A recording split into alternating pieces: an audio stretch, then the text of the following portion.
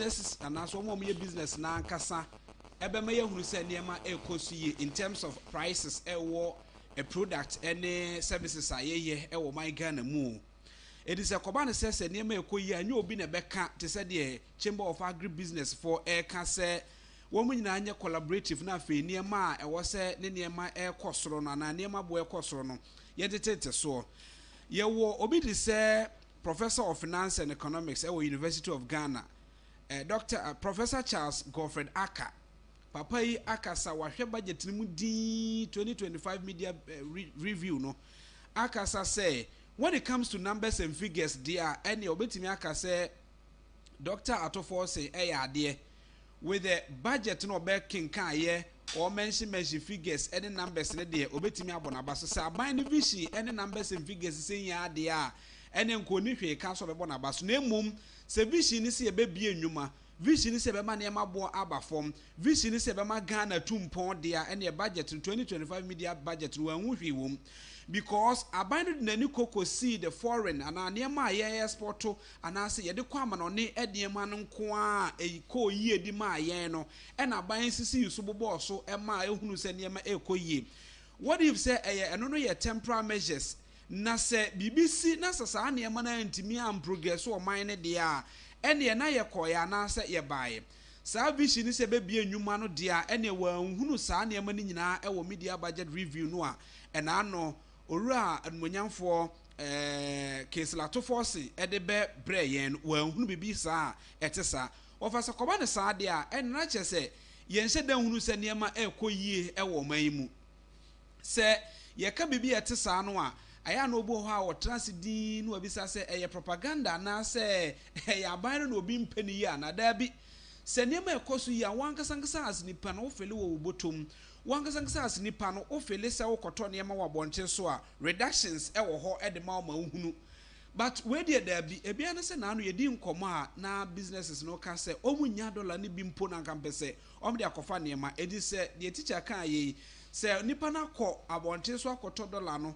na ya ante so amfama no ana wanya reduction bi e wo sa dollar no a ono ko ye se wo kosesa no de akọ amanone na fi wakofa niema na saa niema no kofa e di free ho ba ye no onfa me ma wo bra wakase atete niema so na okọ Bank of Ghana ye se dollar na ye 10 cedis ana bibi se ete saa equivalent to a bia 10 cedis 50 pesos ana se bia 11 cedis a wono mfa saa niema no emre because okọ abochi wono na saa price no a na wo ka no na nya adwuma e wo ho enu nti ofa se niema bi sei ba na ebinimu ka ya na nye se enipa ne hye bi antabo space bi na wo hye space bi a o cheso we die o de baba begu aban no hu fi na se o de kansem bi a embo da bi wo ka no the reality se de tie se de professors ni bi aka no se saa na ye de ye adwuma de a ene na wo sa ban city up with niema bi ofa na na ye ka koko a price a obeka se ebeba a mountain so within this week yan fa na se bia this week no koko prices ebeba ye wo bi de se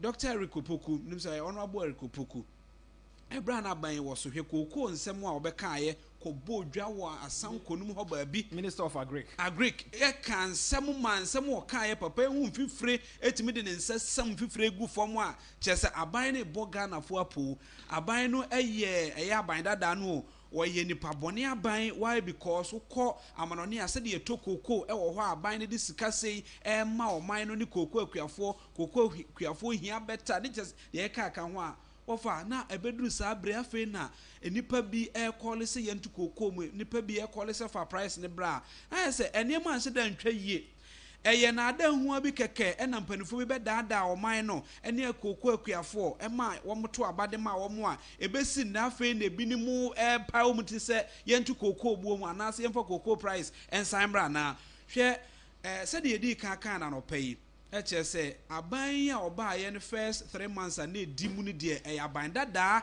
ene ma obeye ye ni sika otwa de to ho eno kra no hwe kasa nsentwofo kasa mko na aban ne mpese obeye e bra na obefri aban mu no na wo businesses bi a why na just say business obedi kan ye no ansa no wo sa na budget no a aban we de beba for the first 3 months no beba no eno kwa hwe kasa sa aban ne mpese obeye yesa say ndisi aban ba na aban obeba no 3 months edi kan ontu adwumefo ka onye sika run the businesses of the government de ka ho e ma wo de ye hwe na no budget yi a obeka ye the first 2025 budget no de ba ye no no aboso teacher training allowance paid one paid one paid no be bisa say adan na won credit aban dada na oba ye ne say oko oja sika se ye mfa ntua nursing training ye tua wa oko oja sika se ye mfa nyese ye tua na emu obaji sa no monyam ni nyina de fa ye first budget na na ode eba no of our media review budget or deba ye do no a omo ye nim the for economy mu akasa say enhye da nkoyie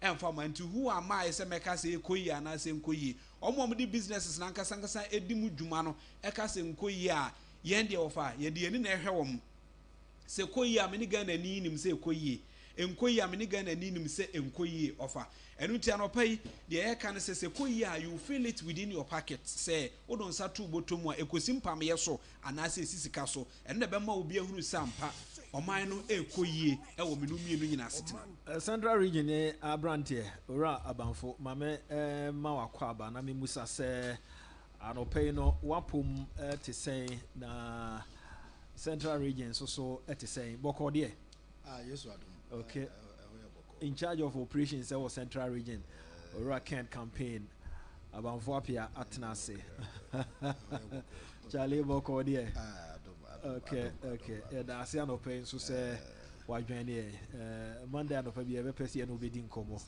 na ahwe ene me ekoso before see be TSC mu no wo hwe aban ene ne New York yenko Central region yenko mpoano na yenhwe ene me ekoyie budget omo redi ye what is so omo de apopofo eba mu Central region a ofri ntino ene me ekoyie the kind of minchia mi komi krom okay wiki na ye di mi krom afasha na ya krom okay na michia na nanom okofoka te chinya kweku ne na no atranko ndwa afishia pa na oko wiase na mimi krom ni kra ye krom yusu ene ni krom afo wapam nso ne friend akra okay into no miss reckon it on the tourism there e in the field on for the nche ya krom na year of return no diaspora for now but one konya krom na weekend one ko hwade amambre ni amande a ekoso wagona mem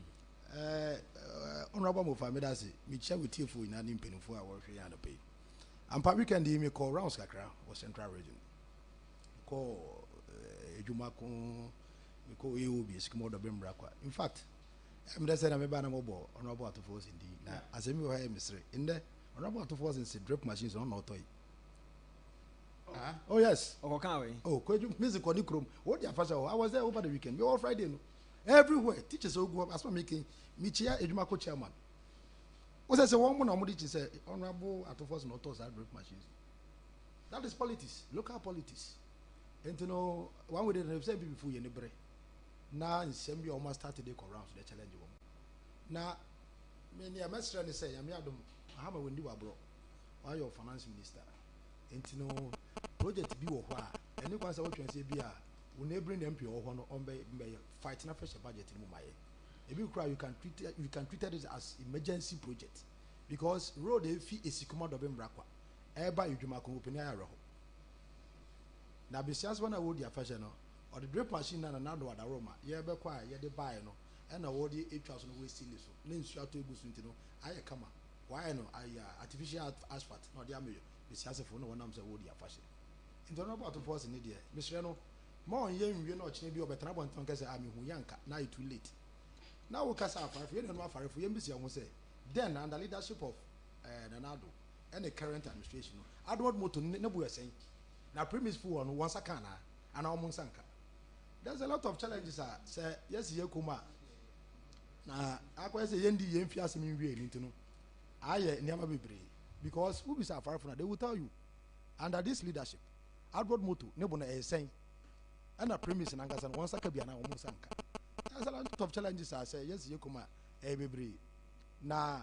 I did my Makai Mone say, I'm so one penny Mahama, all born to another Casabi by say tertiary institutions in and fresh students in our first year students, won't fees, obey amo. Me patch up, won't find out this year, and I'm only calling segment. Now, won't tell responsive for Maba.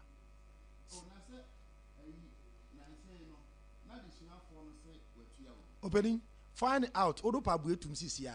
One will tell me behind this phone crop. Who Fred the dia, who was any penny I'm going to you. Now, tell us when you are fully, will charge 20-30%. I dear President Mahama. This is what is happening. This is what is happening. But they won't find out more from media and from various tertiary institutions. Now, won't find out from the student. Will you 20 or 30%? Who end this remember the day? What friend and why find out from other institutions. It is a fact. And to no one can say, "What more Yanma, Dada Mahama." Now, no wonder because why be paying all the progressive free education. Then, identify any baby. No more 50 Ghana, 50 Ghana. I don't know if it's 1 year, not 50 Ghana, 50 Ghana crown. I beg come on penny, or my penny that and another no baby TI. And to Mr. Messi won't find out. So I need free tertiary education now. See, first year student to be your own fees, won't find out. Scare by and nearby. Now, how no your wins come home. When you end this in your this is what is happening. There is a Ghana for now. I beg clear. Martin, same year, Chinijonas was starting again. Also, himself saying Mahama Bayan can campaign for Mahama. Yeah, can Abanfo MPP so and you may call you if we say more constituency or class as ya sanction the pebi. Oh, yes. Matis, I say, fine po Upper Eastern, so you say a sanction the per 16B. Yeah. Sabre party no prepare na Ghana for a train. Na a bin more appeal, simple more wabonto. I can say, yeah, amnesty. Emma more bontin no obiam President Kufo can be. Sure. Afe na more sanction crofo. E dey na see wo constituency wo Aguna West dey na see ya open am of me the pastor this issue we aba. Ehun hia because ye kan. Yeah. Ye kan because NDC aban mo no modern. But what work kitchen no so anya aduane ni ya etimi hwiegu. Na afe ya asem foforo so ho. Na abanfo ansa na meba wo ho no. Ma menko eye lawyer Anthony Namo ewo Upper East Regional Chairman. Mame nkone nni nkomo na yenhwe de ntia wo mo assanction depend bi. Lawyer me mo acha no pay. Me jo so na me ma acha ne otiefo nyina. Lawyer no ho. De ho ye wo so ya ho ye da ase no pay. Sabre New Patriotic Party prepare say 2028 obe san recapture power. It's about say Omanfm say assanction depend bi na ya am hihie. Lawyer Assembly na aba regional chair. Thank you very much. We say you say capture power. So but here say the we need be anye papa say the party no mra na tie ne ye de ne fa so that ebeboa na ebi no enko yesa yes you say capture power but we capture power say oboa and so be the boni na one balance the interest because ebi no eku omo ho e ma party no and ebi no atwe oma yina ejuma omo ye yina abafom and it's about I mean the best way is to sure say man no wedi so na why you know say the emma omo ye ejuma na omo abambu they will be able to they will not be disappointed.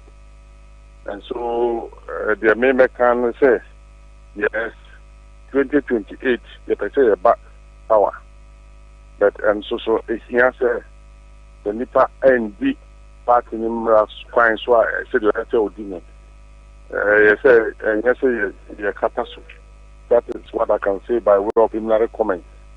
Well, explain to us, Council, a DNA or more a DNA massa sanction. Okay, you know, they no a campaign against party candidates.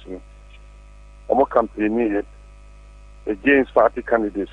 We are not Joe no Vietnam a campaign. We are party official, the party electoral area coordinator, now police station executive, now constituency executive, who campaign here or party. O campaign tia for party emra party ni o hwe party no ama o resources say koboa party no na wako na o ye campaign tia party no na nkofo ati de o ye no ma free party aka no asem na petit complaints are back against what idea party ni emmanuel kotusa esi pusiga any campaign especially of course the call you know only say boko conflict e ba ye no nkofo e di conflict no e fa mo e di say the can form kind of so obi e fa bring your home kokko and that is not the best because party no party no encanta kwano ntakwa started in the before independence and after around that time independence time party no they went for party share party no krana more lady party ni na no from time memorial no they have a more language chieftaincy. You can talk about Professor Busia, you can talk about J. Kufo and Akufo-Addo, and even Baumia's father was a paramount chief. So I him for asem any party need ye more respect. Na bokunta kwa no ye ntakwa enyenme. Enti party ye ba ye no so ye ti de be ya na bibi akoso kama. But I mean only ni nkofo na ye adwuma. Be nyama no bi anko ti de na ti de kan. Enti so ye party member. Na party no party no from the national regional level constituency level no ye need to be a kire say ye support a fan way na fan way enya kwama say we are executive no we be di akire na odi afa ho a campaign against the party no council mami nti we say is it 2024 election na omo campaign etia party no? Yes, exactly 2024 yeah, until December moon na mo complain by until regional executive committee MET 25th January and refer to the regional disciplinary committee. Omo ye hwemu. Omo invite you omo because say ye bomb brand into omanum sem. Ebinum register you before the committee. They omo ye ebinum oman jantu but ye hwemu apart from say omo ano nkofo bi o ho a ye hwehwe mu nyina ye hwe ne hu se no o ma mbo afati ne obi so o ho a o as a baako bi as a constituency executive for the positions no eji nkofo sika in the name of recruitment over 1 million in Upper East enye sika kitwa enti ono no say enye so campaign against party no but the behavior no ya there the party's name into disrepute. Because party no council the entire country so share say the election no echo ya yes omemu ni nyina no as a party kachi party no a enam so ma party manual mpia nkoto aba we no ada na mo kokko na mo ankasa nchiro because we have an election to win na mo sanction wo. Yeah, I may say, anything attention, ideally, so be a campaign against party now. Yes, you free party. Yes, sir. That is the function I want to feature. But and I'm saying, Eluna Kahontica, disciplinary committee, no, or my dream, I'm more fair, say, Uncle Four way, no, and that's until as members. But me, in fact, a position of responsibility, Mao, Yamao party executive position. If you want to appoint you, if you want to elect you, say I elect you now. I could be party now. I know the young to me and my own and to say and stand compare position you because our electoral area coordinator and our police station executive a campaign against you. A better half party in share any ordinary member and to say amount position. This is your position now. Campaign against party now. Young to me and my qualified into punishment now. Constitutionally, no punishment here forfeiture. Forfeiture, they say the UFA party. No, yeah. But they are all canning, you know. Yeah, we have election ahead, and whatever party, you know, there are so many chiefs in this world. But anya omunane echi omu. Anya sa. Enokre. Ya mo echi omu no kura so. Say omu echi omu ya do omu court. Ebi mu ko no, they are not even up to 1% of omu wi ade no. And it is not an excuse, sir. Oh, there was apathy all over. And so if somebody misbehaves in Jano, because we'll be killing the party. And there will be a gross dereliction of duty on our part. Sir, will be a yes or no Jano. And Yes, we want to win, but discipline will let us to go where we want to go. Cancel one more suspension and the time being. It's been me 5 years. It's been me 3 years, 4 years. And if you take it from the 20th of February 2025, it means that some will end on the 19th February 2030. Not just say I told about Yes. But they are still members. That's why you should get. Okay. You want me and contested for a position. For a position. Okay. Yeah, Council of Elder. Yeah, you say we are Council of Elder of the party, which is a huge responsibility at the amount. And it's a Council of Elder in your constituency, you can imagine the effect. It will be far-reaching. Yeah. And it's a one balanced interest. No, now Jana, what it means is that you have not treated them fairly. And the balancing act, and the disciplinary committee and they are balancing in this respect. It is not to show that we don't need them. That's why we left them and never made them to forfeit their business. I think constituency you have for 4 years, almost 50 or more membership. Yeah. Yeah, the disciplinary committee invite you or more. Yeah, invite you or more. No, will be a lunch, will be a TNT 100 Ghana. Which means that this is a party, non-per or more share, yeah, 21. 5 there was no evidence against them. And the jam. So the committee, we share Juman and the thorough, and I'm completely on my report, and I'm the buyer, and the regional executive committee are implementing. And it is also to send a signal, because American President Gino Khan asked themselves, discipline is the soul of an army. It makes small numbers formidable, and it procures success to the weak. And so if in Upper East, the party is not strong, and then you have an indisciplined bunch, our numbers will dwindle to the distance. If you look at what happened to us in 2024, it is more of our members who failed us by joining the NDC propaganda. And I'm sure say the Myanmar also at the moment, who said Nanado's government was far better in managing the Boko conflict than the NDC. And the NDC for Ankasano constituency executive from the areas, at a press conference said MPP buy for 8 years, Nipa Bahokwa is not good. Nipa Amuwe, Amushu Amonka, they were not more than 50. But NDC by 7 months, over 300 Akababi. So we are party member, then you fall into NDC propaganda, and then you do your party in. Now, because posterity will not forgive us. That signal. Yeah, I agree. Council, apart from the CA, part.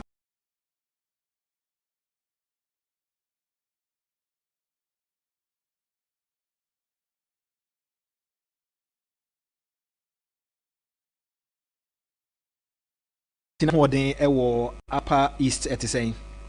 Oh, that's a Juma, yeah. And I NDC for years. Yeah, more 4 years. They have not even done one year. But I'm sure disappointment is all over the place. And I can tell you, the greatest disappointment is for Kuzona. Maybe I'm to about 100, 200 MPP. No more the zero share. Because I'm going to two on our agents. Could be ballot box today as we speak. You let the whole world, international community, invite the ballot boxes. 3 more. We are almost saying that's not what they got. They don't have to complain them as for a Fanka votes. That is the ordeal some party members went through. One of our executives in particular has a gun on him, and he said that he will not agree for any change or insist here or when demand change. So such a person making our institute saying change at the point of his life, so be an executive in the same neighborhood, can be an executive. It means that he can easily be bought by an opponent. And so in a way, and so if you don't give you responsibility, it cannot cause more damage to you. Damage of it will be less. Council, me no ase. Thank you. Yeah, explanation. Yeah, a bit boa moment for what the moye no ase. Yes, thank. On also cancer microphone home. Treasurer of the constituency. Because you the 20,000 my party say Omanfm monitoring of the registration yes. Okoyi is carry the on also can the information we buy say police watching of Kura account. That's what somebody did. Treasurer for Pusiga. Okoyi 20,000 party sika they might say we should use to do monitoring evaluation, monitoring of the police the registration exercise, on Okoyi 20,000 in addition of forging the chairman's signature, Okoyi Scout Bank. Such a person, do you think he is fit to be in the office? Council, Mammy, no, so Bebreno, the National Party, National Ghana as a state, will even charge them for criminal offenses. It's important that you get this perspective and you understand the angle we come from. Thank you. Thank you so much. Asemfo Frobia ba Yebesanyaba. Thank you. Yeah, that's Upper East Regional Chair, Lawyer Anthony Ena Yeneno Din Komono. Abanfo. This is more interesting. Mohono Edsudi NC. But ansana no mamenyi wadwen kakra wo ne cancer ba be kan o kire se me ye sure se utie ne ye se wo hwe ni pa o ma sanction wo mu no a o me ye o ye campaign etia party no ya na o ye executives of the party and o ye campaign etia party nti that position no mo kwan mo contest for a number of years but they are still party members. The ordinary chat way they also akoyi party ni sika kra wa forge signature na akoyi party ni sika. Is it fair? Opinion of family that's it. I'm saying council no waka say bebre but maybe we be all kind of people am na yadwen. Okay. And I am dey say some way if you are is nearby. Yeah. Na ampenifo ka say be say nia nipa wo ye ma wo dey jam wo dey for shape no won. Ntafro and wo tu won so sa. Ya call presidential primaries. Then they see wa upper east between Alan Chiramantin, Honorable Kennedy Japan, the name of Dr. Mahmoud Bawumia. And you be who I call them a walker, as we be sound saying that they see. Kai Omanfm dey see. Now, you call election, internal wrangling near Basso. You call ye, Sabsibio, Yeniano, Cocoba, the Deba, Yenia Cobofumba. And the other internal wrangling, sir. But what to be victimized, even more to extend, say, I had the amount one boot cry. Meanwhile, Nippon also contest or pulling agent or why be honest not to Abba. You will not win a zero. It is a baby abandoned and who come can. Young said, yes, started. But what you say? Eh, then I'm on a book in Japan. Upper East, some of the polling stations are zero for presidential primaries. And so no polling agent. Exactly. Intenda lawyer Wusu. Oh, yes, here. Yani ya trend is for more than what you because he younger Santana wranglings and Angasa. You victimize ya. Now, they be a mechanism, Mister. Sebio, paid you as on Penincasa. So what's the unim? What is it to own him to say what's what Wobano? Say party, yes, you will be also a radical manka, Obi and was in honorable in Japan, but of a party in interest. Into BPN house will be on your team. Yeah. BPN will be on your team. Yeah. More said the same Bible ma. As soon as you got an abass man, win. No boom no case or Babacon, yen channel because I know Kuniban. Topema also deal. Bonobu Japan along the piano, the interest of the party, or protect. Yet to about you, any power so independent in you protect here. So there be men for the sake of the party. Because they're the same vehicle and present meeting, I'm the budget power. So you person never be obushi no kasi be all kind in the BBH or we no throne support whereby young son followers now we disagree with him but then ABC oh yeah and that's the ABC now okay Aguna West issue yes Aguna West so go to say be me ko man ka say then issue say down no there na ye Aguna West e ba ne say ya ko primaries ya mama Cynthia she was a sitting MP. A Toyota minibus driver Koforidua to Accra registration number GN 557217 yada say passengers no mo mo sen komo no ekoyi Toyota minibus driver ni yada say utie pa o say debbi on befo kan bi ana haya no ti onim de ye ntia yenko yanim no obi say ya mama Cynthia she was a sitting MP. Yes, ya to primary school she became last out of deeper 5. What I said, na kefi say you no ho afon nipa na ombo constituency no no. Now you should know say Aguna West so no a traditional seat. The indigenous Aguna for no yasi fi asante. Okwa amanyo semu ahinsemu Aguna urawura na etibie woni afi asante memu. And traditional ko history ma ahensem no okofo katachinya kwaku na ofase ni mpon direct ene o tikokọ so opem so enti no abakose mu na agonafo na yetibiefo na ya asantefo what you say but me bisa ho say young guy wo ti the way sebi yankopon e wadom wa be a whole piece wa agona west e ba ne say na wo collection na we about 77 or something who police station executive for campaign wo dit yawo aso sebi ya adwen ho e ba then e buy because e call primaries abrantini ya 240 votes out of 906 or cast because any people may view from there are a lot of suspensions here and there. Second person, young brother Ben Yambwa, he had 221, difference of 19. The third person, you also know too, Onya 168. The fourth person, Kojado Donkin, Onya 155. Yes, you almost I'm gonna West Babom say BB and Sinaboni Biambo almost 109, 8,009. That's our population. Polling station executives, including constituency executives in one way. Until you are in the I'm missing Tiano, but who chef figures will be an thousand within the constituency, will be a stronghold or until after all, Senka, young guy, I would see in a way, yes, mandate in our party, what do I pass for more peace? No, then if they save no one can officer, why victimize in Ipibia? Over to me invite national officers, small regional officers, more better than I say, they will make peace with others. Yeah, my brother, all two abandoned OTC. Into two, Mr. O'Sheman, me a police station chairman. The biggest mistake politics. There's one guy, me born of fitting crime of friend Evans. This guy has been in the party for more than 30 years as a police station member. Ultimately, say my party no. Unim see anya the mandate ni share unsa. Say wo na we candidate na. Enkoto kra na wo say ubu because you need the power. Senior, make sure be say me anka say parliament. My brother. No, say me yakwasi ama me ya power na I will do it. Na say power de okoji ama me kra ton na vakoji. Oh senior. Enti no ebe ye say. Enti obi a obenya power. Ye beto abade be man no obeye sa niam no. On system na say. On system na say. Wokọ abodom bobi kuma kwa aman nkum tinkran kukurentumi suedro iyankro me ye ahinkro no. Eho ni nia no about majority of police station executives they gang up against this MPP candidate in Angasa. I just want to say something for how is our beloved Kennedy in Japan. I hope he is doing well. Thanks be to God. Please, what's the campaign message of? Oh, why are you bringing this? Yeah, can't answer. Obi didi atema buja omuno muni atem. We say yante. Obi eno awati Williams. Eno enka brabo ayebo ho. Auntie Gloria was come on.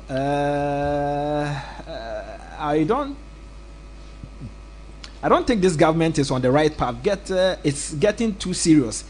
If I may ask, are the cameras around still working? Because this is getting too much. Or can a 2 hour to bronchrophone ni nipe wuwoni ade Gloria mame emwachano pay. It is getting too serious ampa umwa. Cameras no say adwuma say adwuma enim abanfo mame nka omanfo say Dr. George Mfatana sinti enche kura na senior research fellow. I'm happy person though. Yes, that is George Dumfe. He's a whole asset for the day. Okay, said the TFF. Yes. And what she no. You know, honorable Mufa. Now make up gonna wesa. Now question about 780 police station executives.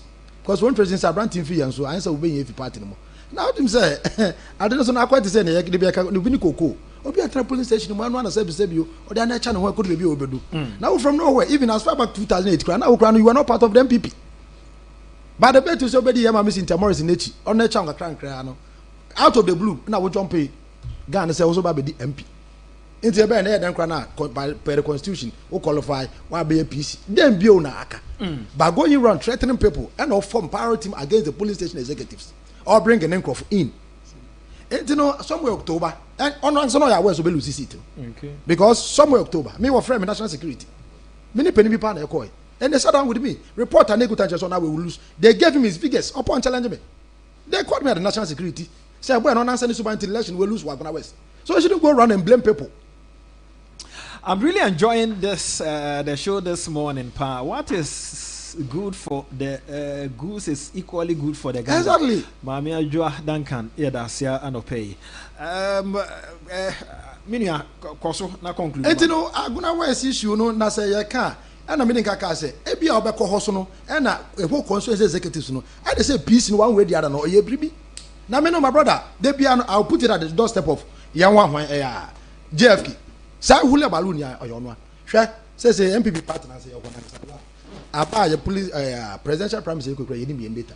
Now Nicodemusly mark every constituency no one form a team eminent people all constituencies no 15 mo do one ba be den one of influence police station executives na to vote for your preferred candidate no Omanfm team yes one must start rounds every day and data up find out from them adam me ba ha me cotton as the so na so ba ha be yi nsem bia no yeah we know whatever he's doing whatever under his lips we know so no accept person wo ja ne dimba onye ne ye wa oya yo bregu hwe mpene fose so wo body shemba wo di tumra wo yo busufo and what he is doing no say no be mamenti asemias o say o ma hyase agi wo build data each constituency was wo pe nipa wo mu wo influence for party so wo police station for one so na wo no mbeka sa for a particular candidate so dey see politics me say so wo body shembra wo di tumra wo yo busufo wanom na yesa oh led by national executives they are aware one about the akomo and I'm surprised say MPP party since 92 I fight ya bedunde and then we catch and say constituency executives now from then no woman data so they should build the data from the constituency level to region to the national.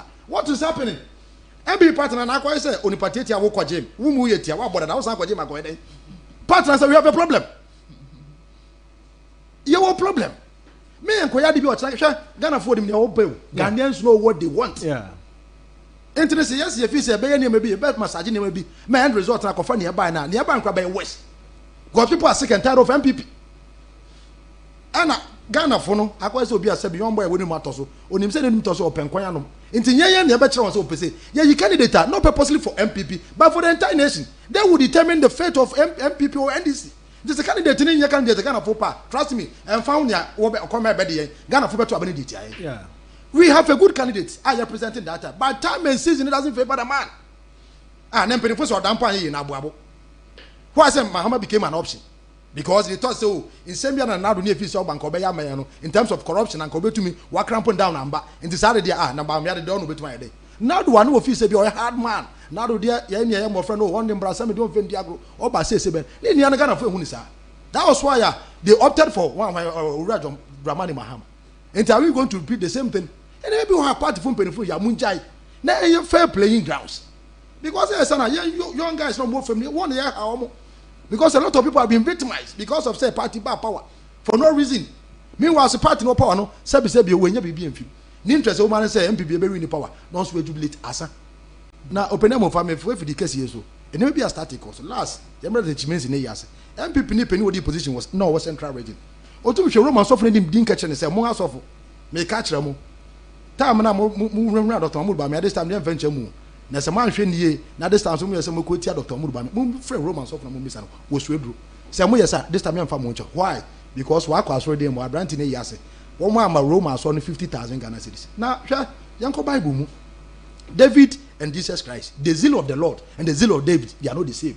David who him here he danced in the house of the Lord but Jesus protected the house of the Lord. Now between young Papa Honorable Kene Japan, ne Dr. Muruba Miano, Kene Japan sensitized the Christianity in Ghana. If they don't know, I'm telling them today. Entity on any million or 50,000, no protected the house of the Lord. I know the same. Son of Bible Mueti. I'm not blaspheming. Entity say obi to come a host of Catholic bishop Council Muntie. Say most of back no show the woman one no. Say because I bring 50,000. Obia confirming as some now can he says what the man is saying about 15 people is very true. It is happening here in my constituency too. I was called, but I told them point blank that my blood is even full of Ken. Then they should call my godmother in politics, which she also gave it to them. Woto. Until Obia confirm as some now will cancel or more for me. Nipa 15 now. I think the party should be cautious. Okay, Emmanuel McCarthy sign view na sign fabra o de ba mehwe akan e de amount. Mama Dr. George don fa tana se a check akra na abanfo me sign aba oso bi o na fe. We the evident prof na me ka se be about sa Owura Mahama ni fees no pe na me say the prof dog na wa ha is a whole asset for the end I have a political lens but the obeka dey wo bia say am pese we ti ama Sa first year student here course we to office obeka me tie. If 2030 and kwampo say we end this in as one France and one to ya. Ne yes so aka nti aka so otimi de ya adwuma so mfa anya adwuma. Ora Jordan fa kwaba. Ya minia be ma me Jos. Na ho te say. Isu adaromo. Okay. Me the budget review yi ba yen share da ni uni ho nkomo. Nti to yen safre wa no pese ja. Eba sikasem nyankopon aye wadom akoma da ni abrante ya gasabi gaudia tomatoes na to se what do you da me ho ya da mo dem ya I said dem na akoma da ya my yen sukai fu patra ni nyina ni nyina in fact me we training college am ko kira de wa Asante Mampo na me wa Asante Mampo ntos na me ye ya me scam de by university. I see. Ntos maybe atwa na boa o. Na boa. Na o de enema e wo form sa no etoto enema e wo soro ho oba besua economics na o de hwe se de aman panimfo etoto ye enema Ghana ha se ya. Book mu de ne form de ne fa. Efapa okay efapa ma menchia atifo nyina no bia otie mi anope na men kase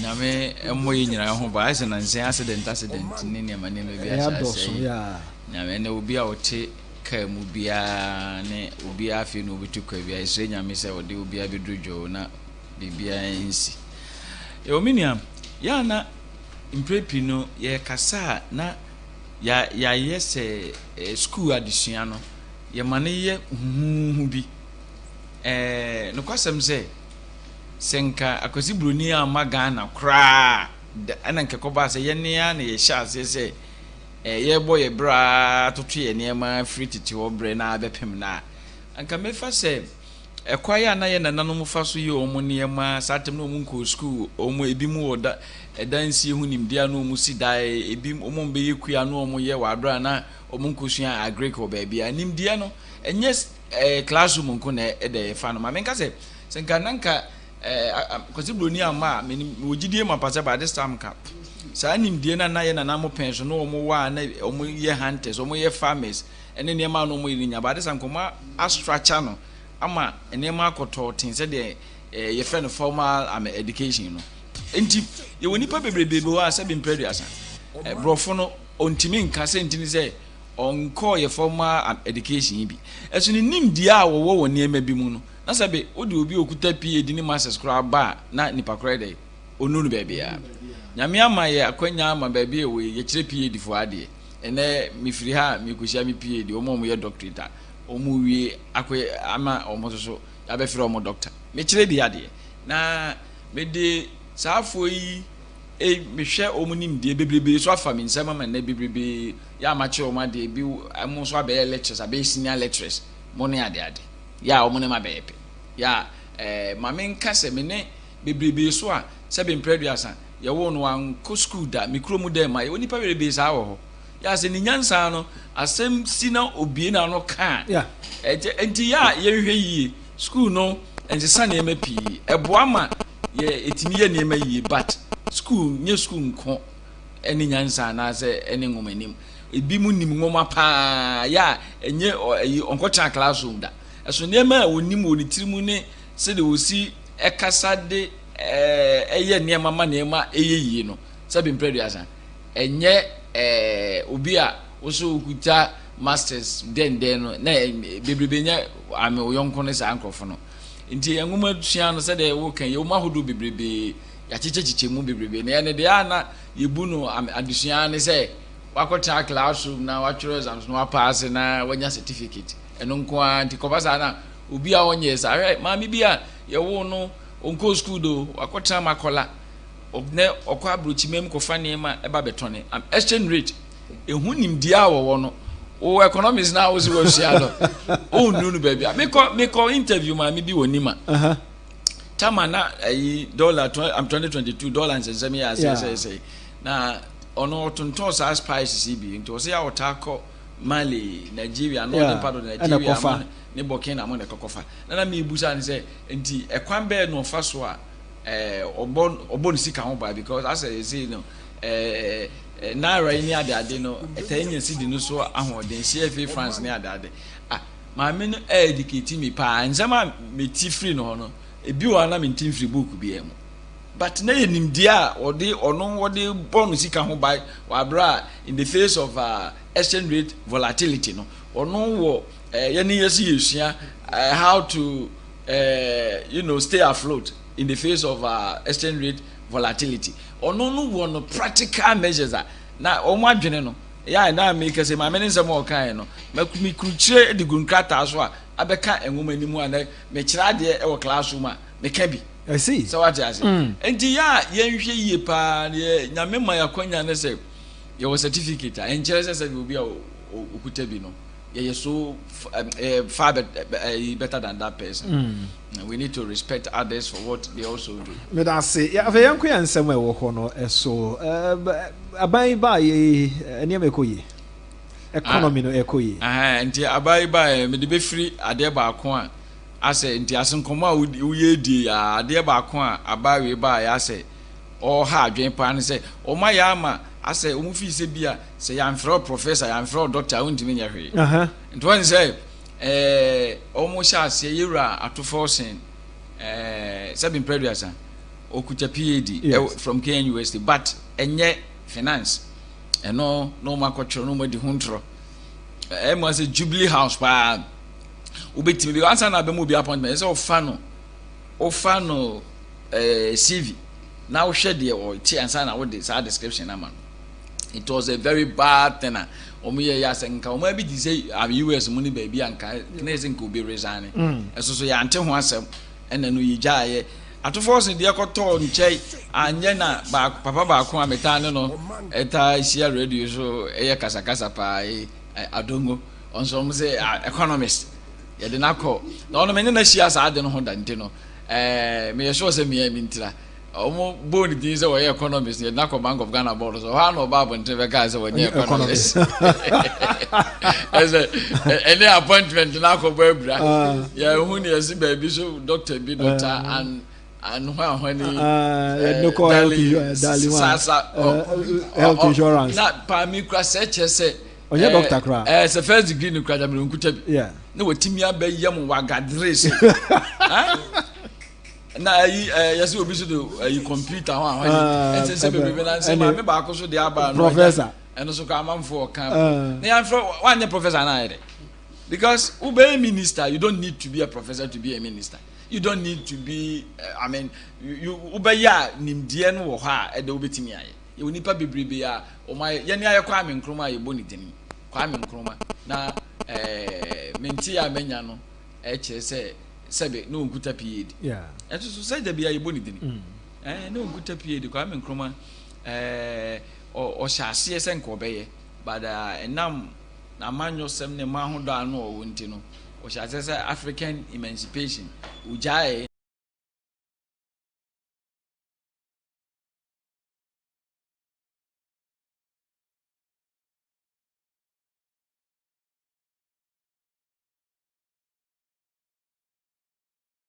na yeta din tro cry especially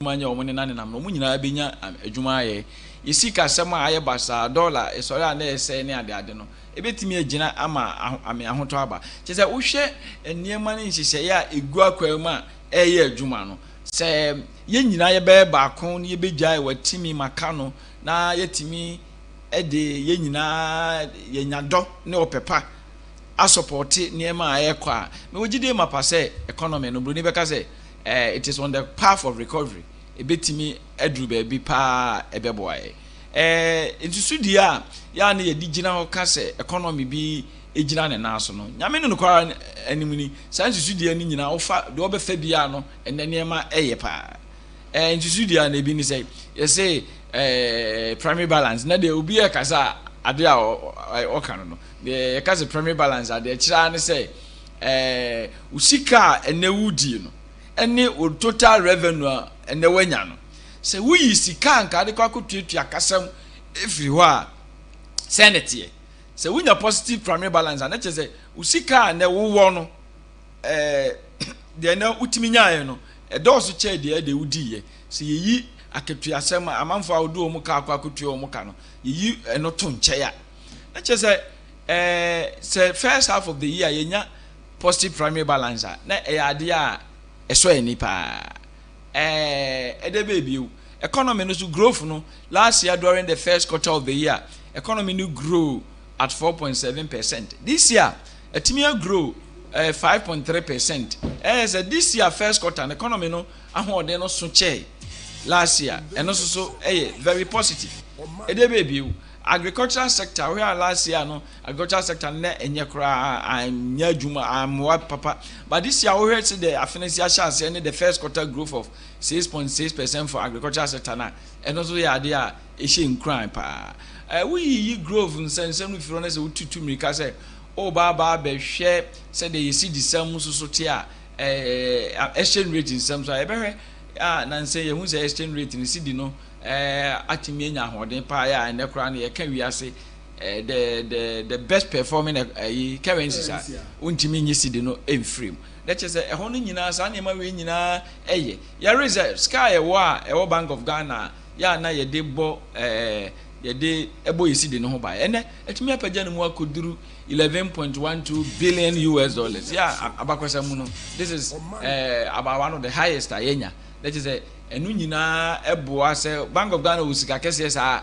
eboa ema se wanfa me tudwa kra ama amebosi di no ba ya amanfo aya na omta toto dollar berebe se omode twen pepas da passe si di best ama o matone no sa ankofo no ya na they are scared away do ni beka say am speculators ya na almost speculation no am speculative demand for foreign currencies no etimi kofom so pepas ankofo no be wo de abekọ akoto dollar ni adade abego se da achi ankwa ma bi no se say a o matone de anya am emfaso no safo no nyina timi jai se adwani di ma sidi no ho ahode china ho eti se wo kasa wo hwehwe sa nema we nyina ka ni nyina bomu a indeed enema ekoyi eka so na abu ye konkra hwe at the end of 2021 and yeka no ko animu kese pa kuduru $60 billion na je say enye sika ketwa eka na bu ye konkra na me no kasa eka na tia ba forma under 50 billion na je say yeka no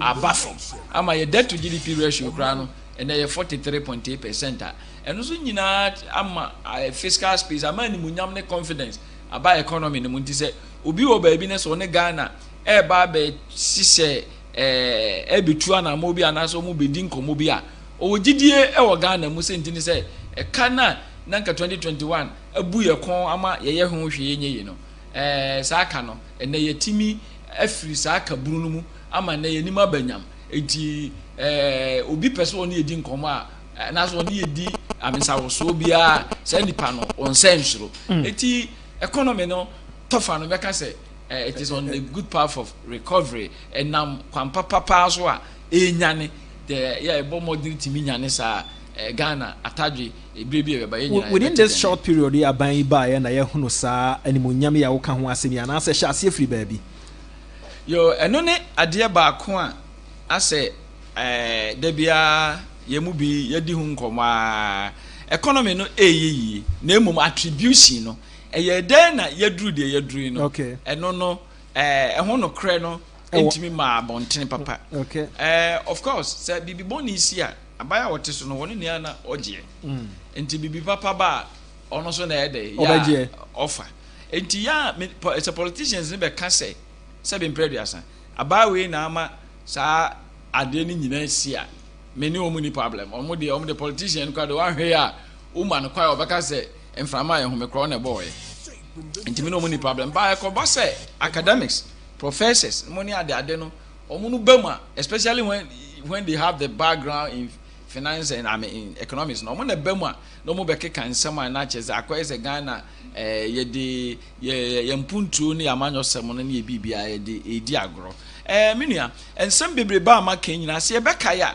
economy na nkasa no tama yewura John Dramani mama ebe so Frank anymore obeye Ghana mampanyin 7 January 2013 no na economy ni gina na so pa na na oil no yehunu kese ama boama 2011 yanya the highest growth rate ever. I mean 14%. Ora George don't fe woni bibi afi na wo beti asikwa mu mesrew mame 3 minutes na me nton ma de mra yo amam for mon twen no ne din Eddie George don't fe obi busa am say can I look at him on Facebook and I'm say yes.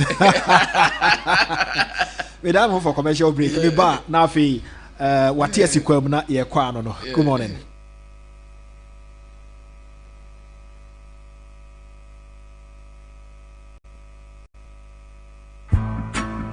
Hey, what fish? Someone you would know. And the man who say I can't once a moon. Who can papa see ya no baha, none in Nasa Tataya, or Casano didn't Sakatana. And but we didn't say Papa. Matilda Mokanina, Spanish garlic mixture, and then a capsule at aroma, and I'm a pomodressa. Wow, why a nice Sankasa, Spanish garlic mixture, and then a capsule. A woman bought your dear for Sunday with the Pedrianum. Now a voice as a bro, I want to chew hypertension, a tick or restaurant, will be a charge of 10 temper.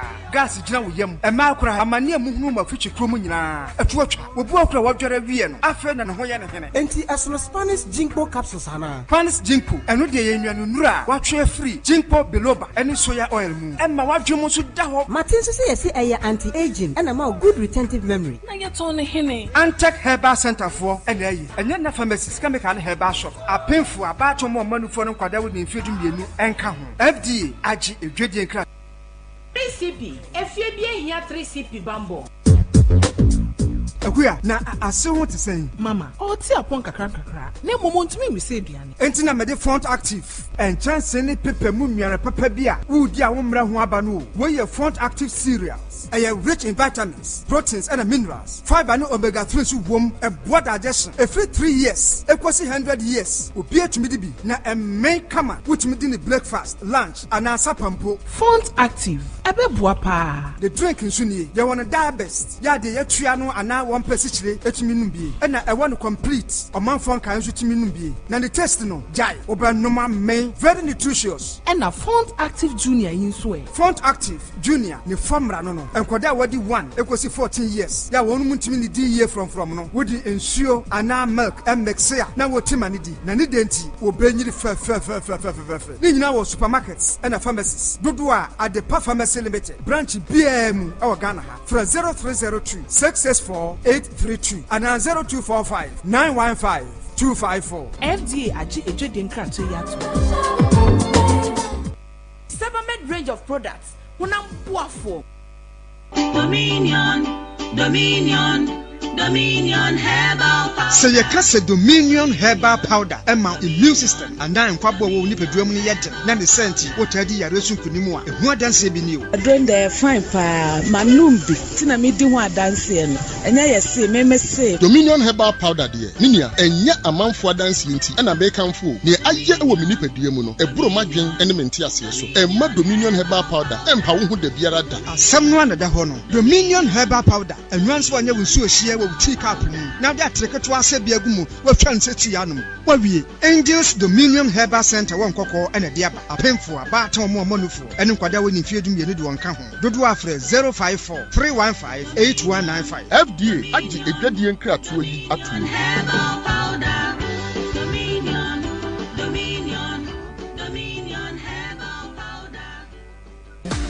Unia, unim say students bet me at na fie sua de enya high school certificate ya wode bebo wombra. Wote no ye pa. Online high school abase say. SHS online and ye online high school edikan wo Ghana ha. Yama yentumi say etumi ye programs ema JHS graduates. SHS students ya wo hia de sua ho moa, mo wotumi atwa won wase. Ne remedial students ya wo prese wo betwa won wase nyina. Ofo me ma o sentimi ense twa se wo ma wo ba de ne ho hye SHS online mu. Ne edikan SHS online ewo 2 years SHS, 3 years SHS, ni 4 years SHS. Enti eboa mo ba nya abotre suade sene ono ape. Etosumie no, esan say ye online school nti. Awofo nse sika bebre entoto provisions. Ene niam a enkewo prospectus so. Te sekan, detergent, prayer ene ne ekeka ho. Tuition fee per ena abetua. Etosumie nsa, akyerɛkyerɛfo ewo online SHS nyina eye PhD, doctorate ene MPhil holders nkoa. Ni ehu hia odi besua de ewo SHS online eye laptop computer, internet, opepa ye disua de ena enkankan ahohyeso. Admission course CCA. Call shsonline.edu.gh and after 0599 022 998. Nama obani fan hu nhemu ne ya.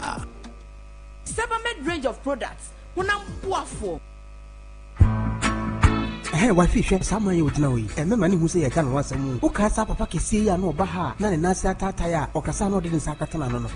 But we are the same, Papa. Matija Mokanina, Spanish garlic mixture, and then a capsule Sadaroma, and I'm a pomodressa. Wow, why a nice and Casa Spanish garlic mixture, and then a capsule. A woman boy, dear for Sunny would be Pedrianum. Now, a boss is a bro, I want to chew hypertension, a tick or restaurant, will be a charge of 10 temper. Gas is now yum, a macra, a mania moon of future crumina, a torch, will walk what you're a Vian, a friend and Hoyan. Anti as no Spanish jinko capsules, Hannah. Spanish jinko, and no day in your watch your free, jinko biloba, any soya oil moon, and my watch you must daho. Martin says, I anti-aging and a more good retentive memory. Now you're turning him. Antec Herbal Center for and then the pharmacist can make an herbal shop. A painful about more money for them because they would infuse you and come. FDA, AG, a dredging crack. 3CP, if you be here 3CP Bambo. Ghana Fui Franco, ESA the electrical appliances for Frabe just washing machine, Asian woman Yopo, CCTV cameras, and need all clear. I'll be you know that several mobile phones, this is iPhones, Infinix, Nokia, Samsung, any the anyone says you see now. Franco. In our bring the papa, ne water from say Franco air conditioners, every 1.5, adequacy 2.5 horsepower, Samsung Franco TV, every 32, adequacy 85 inches. Franco, essence tabletop, double decker, any chest freezers, and chain in a mahoden cry. Franco, Quabata be a bang, name of head office, a water braca, one in Roxy Cinema, and the friend 0246 422 338. In a 055-5939-311. Franco electrical appliances papa.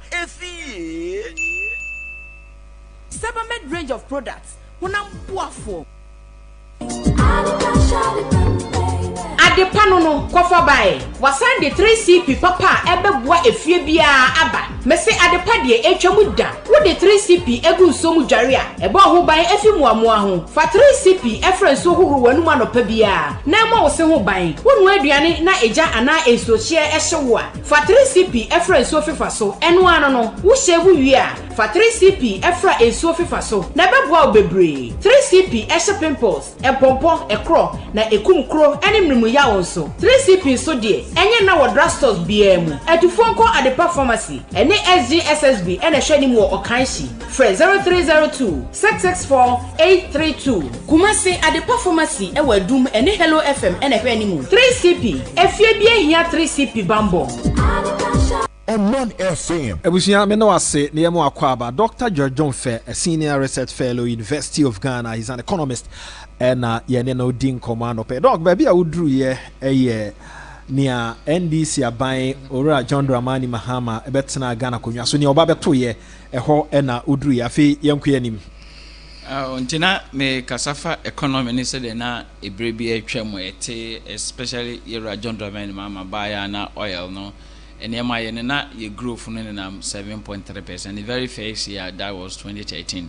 Now Yebesha Ghanaian economy has seen challenges in his last 3 years, and I'm saying ensue anto significantly because President Mahama last 3 years ensue total someone Papa Ghana. Yebekaya agricultural sector no say krama emo ya kraba o man no de oso pa say na akuafo nya nsu nu ya mo aburo na ye kra aburo pa ba o man say na akuafo nya nsu enua every ben na wokan me kasafa 2014 2015 okay na se yebeka ya enam se nsuo no anto ama kwiasem anye yie no no we apart from saying nsuo no anto ama kwiasem anye yie no we free ho a akoso mbofu aso krawe yes ema ekofa dun so ne nema ebeba enti no that time was very bad we are economy na grew 7.3% ni hu na atifi na about 2.8 the year 2014 that is na enye kra 2015 kra de na enye kra yenya 2.1%. Yeah, that happened to be the worst growth at the time since 1983 na ni nyina nkamfu ya no 2014 no yesa kura ka brubrum ya na wohwe West Africa Convergence ka chewe ana o se oka udi nyina sa udi ba de ba GDP na multiply by 100 at the friend no debt to GDP ratio na ni kwa se 70 na ye behwa the year 2014 no yewura John Ajekumkofo ko uja ma NDC 32 2014 omo de ko 71 ese 2014 ye de NDC aba de Ghana kura e ka brubrum 2015 na afi nema ayenyan eno na ma yetutu mi kantentem de ho kodom IMF ya ye call ye no yewura John Dramani Mahama de to Ghana fo nyina nim say ya we na mpani nyina manaka in fact enema sepa na eno na ema MPP so nya akwanya beje abenwa no tama yewura Nana Akufo-Addo betena abenwa no so na economy no 2016 grew 3.4%. that is nkanema ha say na no kwasam ne say uhwe 2015 mu ho 2014 mu ho na Ghana fango na ye sha say yitu yewura John Ajekumkofo na behu ma Ghana no na fango no matre omonkra batem is new oil force. We discovered new oil fields. And did not find one on the face. You two almost about 88,000 barrels a day. No, that's our brain. No, ye trim young crabbatem the over 173,000 barrels a day. Tonight say Oshemwa na fango no economy impact. Said the 2011 yenya growth could do 14% as in history yenya bidano. Na ye oil na ene man no ebasa. Ajekumkofo oil na ma 2011. Economy no grows. Now the same thing as you see, and I'm saying you are John Dramani Mahama Bresuna, Ajekumkofo, or no oil no be who ye no, in Tremuno buy you are John Dramani Mahama Bres. Now, unfortunately for you are John Dramani Mahama. Now, Omuchuchi Omusasi Kakra did not 2017, and now oil no more as I said, Omutu, a diabe egaso. No more yes, I know, and my economy no be ye kesi. Ema ni nyinimu no ekuduru 8.1%. Ya no kwasem na nye sebe adefofuro bi na Akufo-Addo be ya enti ema economy na dey enyini no esachira prekopesa na emum na ye oil no because nka Akufo-Addo ama 2017 kra na no kwasem no na nka economy ni betimi agro at 8.1%. Tisatam no na meka se wo pese uhu na Akufo-Addo hu ne body mo the oil the film fan on oil sector no and also the growth was about I think 4.8 or 4.9. That is a honor na Akufo-Addo ahonde na as me because mu hono meka na I want for credit bit me frame so monte as meka na I think I'm speaking against an MPP and I'm saying no I'm talking about the data. Yeah, the data na me de kasa now the following year no 2018 economy grew 6.2%. Yeah, 6.2%. Russia non-oil na it was just around the same. Let's just say has atom oil impact and then Akufo-Addo maybe especially agricultural sector needs why I say but no more the name maybe to acquire policies be planting for food and agriculture money there na ama maize production money those things no ekosoropa isuno toye no almost the policies be by ntiboapa 2019 economy grew 6.5%. Now obi ani say you drew baby ya drew. Now during this period no na say you out force in ejina parliament e can say be say during the first half of the year Ghana recorded positive primary balance. No say unprecedented. Yeah. In fact, you out force in Maka say also e be ma pa ompa Ghana for chow. Because for the first time we for 2018 budget now we read the preambles now. When so beka no we say Ghana recorded the first positive primary balance in 15 years in 2017. And the positive primary balance in a tie record. Okay. The last one I recorded, and it took Ghana 15 good years to record. Another one. That was 2017. That was 2017. 2017, you recorded the first positive primary balance in 15 years. To catch unprecedented, just had BC. 2017 in your positive primary balance. 2018 in your positive primary balance. 2019 in your positive primary balance. Yeah, they are Ghana because I mean, see, so a few when you one about could be a bit. Now, when you at 3 consecutive years and on the BC. Now, you can't say win your positive primary balance, then the church just say, and then Usika would G and what one hour would G, Usika Unyano. What me di the udi no aburu sika na aburu the udi yes enti the udi na aburu the udi yes aburu the udi yes ebiaka there's a biaka na sa balance no primary balance sa tam no o ka odi anka obekọ amansenja so kotua na ze Ghana abetua no eno de wunya emfa memu so ayesa me no we me de o ka ebia 10 cedis ya ese metua na me so no da bia no me sorry me di 2 cedis na me ya adwuma na bia menya 1 cedi enti na chese tam bia no me boka se me 1 cedi na menya no apart from me wo kana me de wo na menya metua ye me 1 cedi na menya na me di 2 cedis no menya basa menya de primary deficit enti se unya deficit na negative and primary balance na eno kire se de newu die bo no wantimi enya eho sika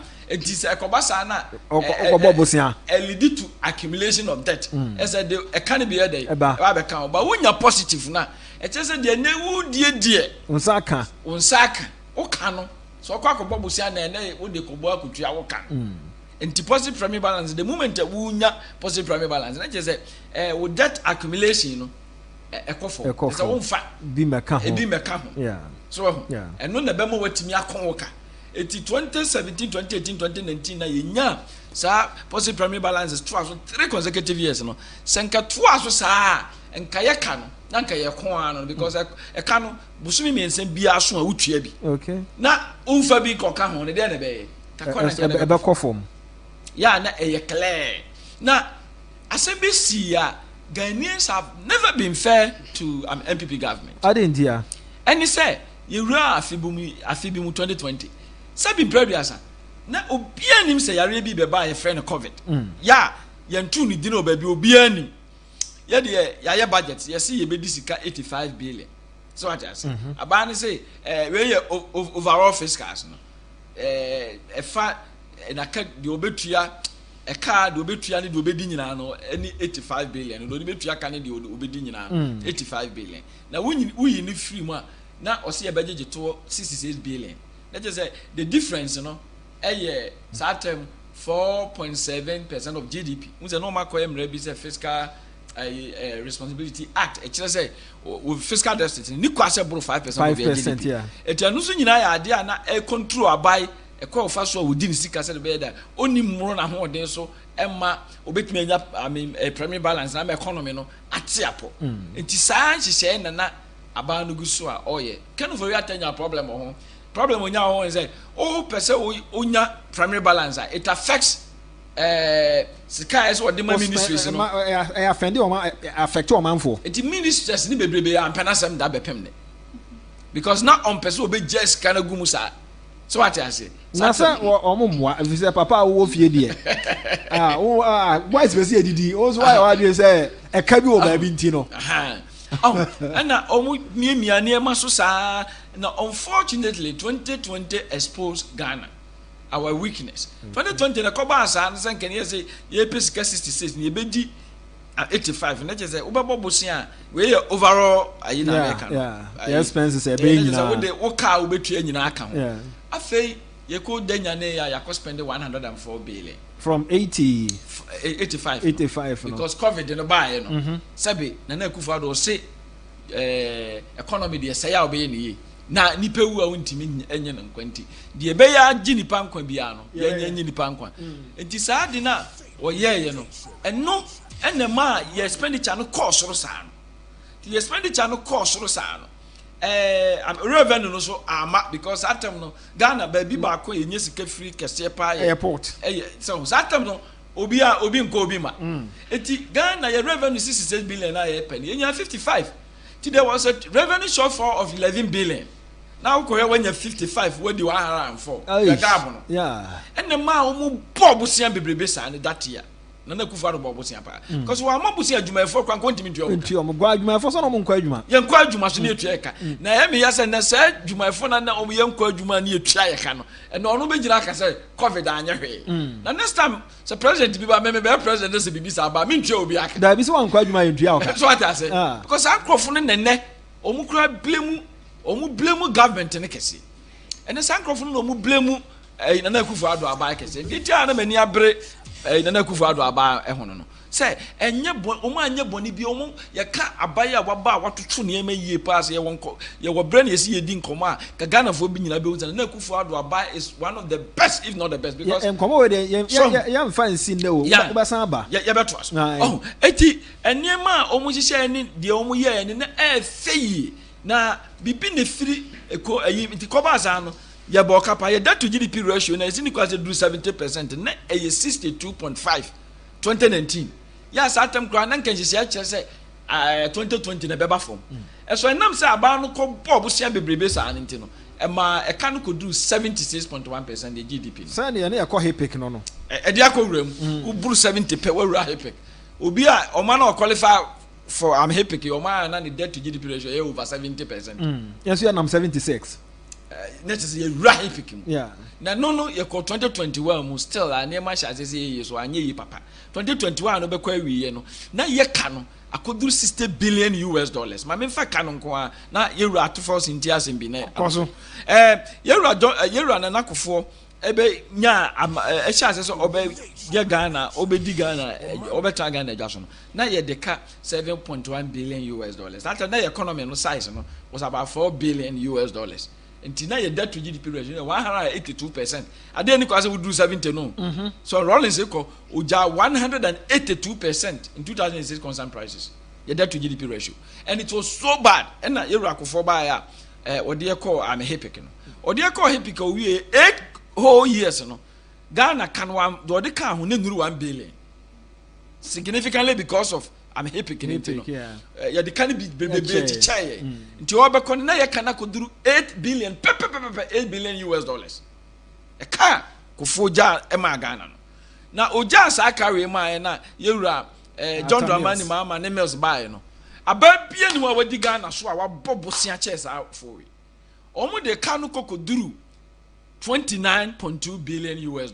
From 80 no. From 80 no. And so within 8 years no almost the $21 billion US na ka Ghana ka. And some ma make nyina no uko Ministry of Finance on website yes Ghana annual revenue debt management report every year there wo na omo ya omo go back. It is a this year there no be fa ubonse obenya data to about 5 year back nyina wo. Eti ufa yi uko biebia sa de we nyina wo. So what I say enso so ombe ba behwem aba be ditro ede na esiye eka no saa aka bebrebe na yera John Dramani mama boko gu ana na Akufo-Addo beto ye no na ebi ye Eurobond ya ewo ya ni tua na aye de ne pa ate na Akufo-Addo ba ya omko Eurobond ko gi Eurobond bia na no mlikutu aka yesi bi omko gi de abeya Japan because na waje over 20 billion ego kana burga ansa no mo beba no so no aka say ya we na mpani nyina manaka oh and that is how bad things were economy na yera John Dramani mama ejai eti nanka sa the first 3 years no ma ne ma sisi so kakra na covid no be boy sa no enti covid no be se ne ma nyina enti covid time na Akufo-Addo so be bogum no so be bo pa by the end of the year 2021 no na ye kana ko duru $60 billion US.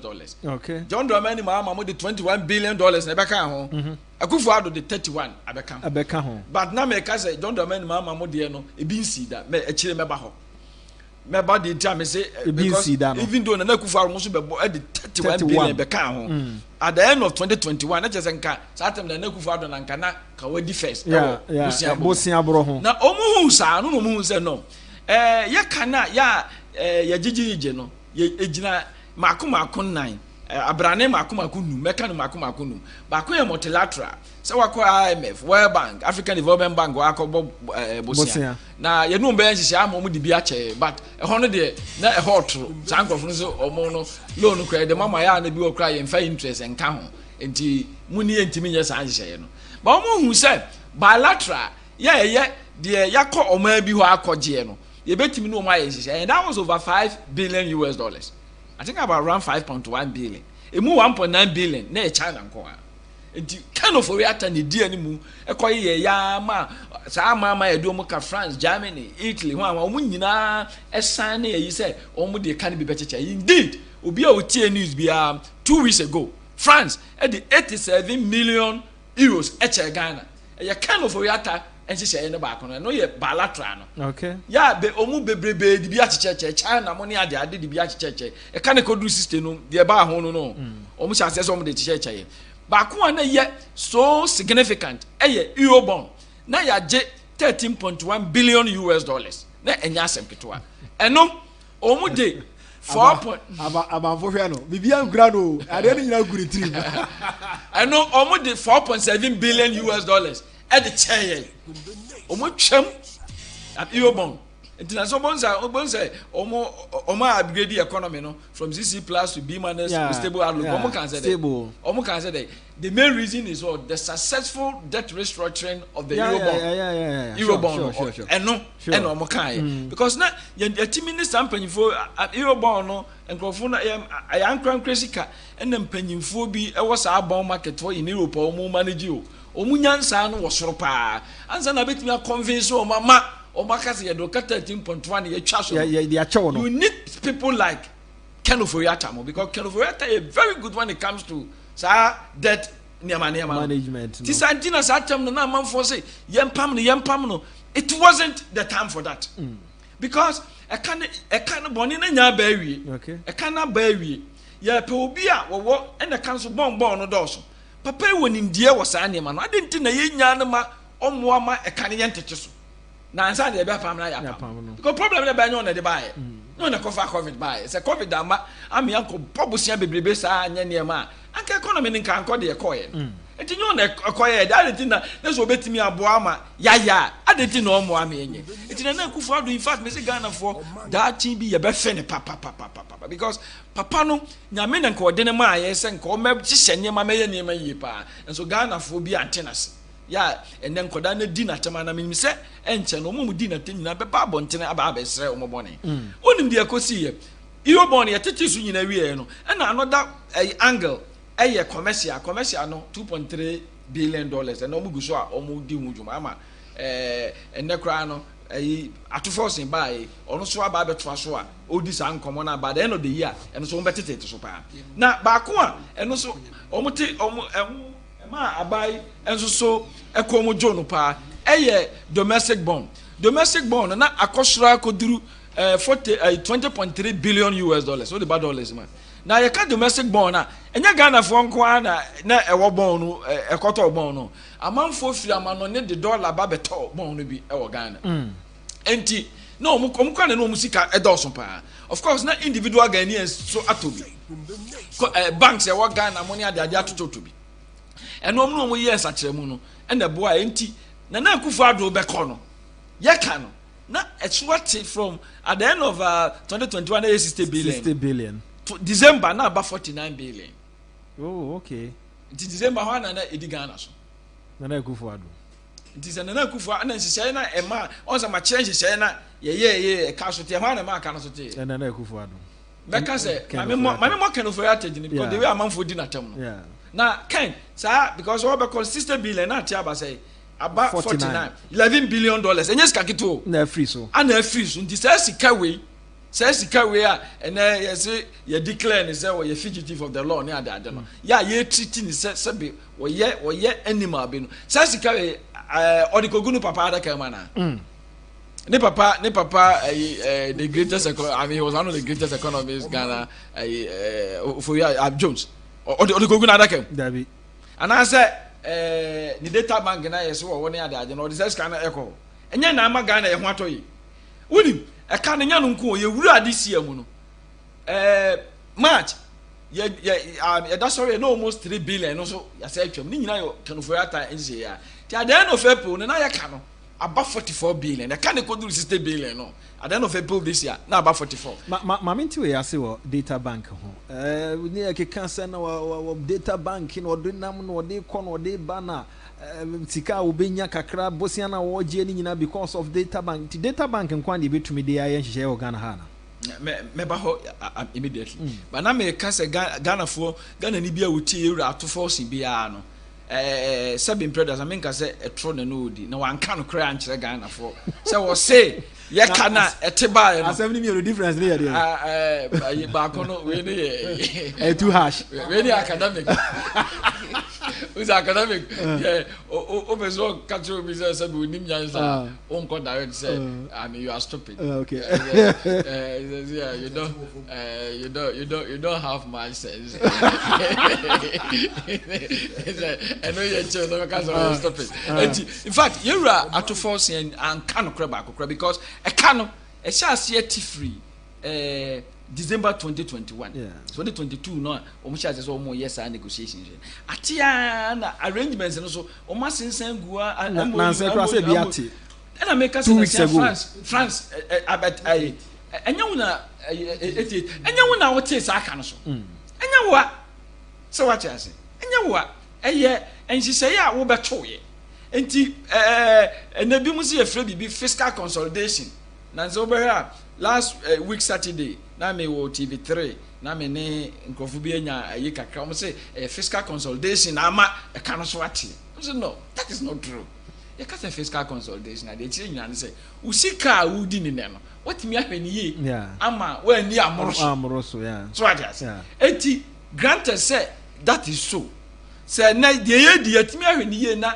ya amoroso what can I wo no then ekotiso oh yen kan no kra ene na make say academics no ebe yes almost because you say yayama I say NDC all of a sudden bi NDC be ye bia no obi asori e born nsem asofo bo mu nsem NDC ahemfo bo mu nsem obi e born nsem meanwhile ensem na ekoso no say ye ka say e be koso say ya economy no mo beto de ye sabe enyo na ye niema ekoso nyanyo na ye so ajas eti the mechanism ye kasa ye hwe pa fiscal consolidation is not the reason am I a debt na abafom nemom debt restructuring and primary balance difference near then so primary balance na make say eno ye the difference between expenditure and revenue okay minus debt obligation we ka obetua no so what the debt ne be ka ho and overall balance okay now overall balance no at the end of the first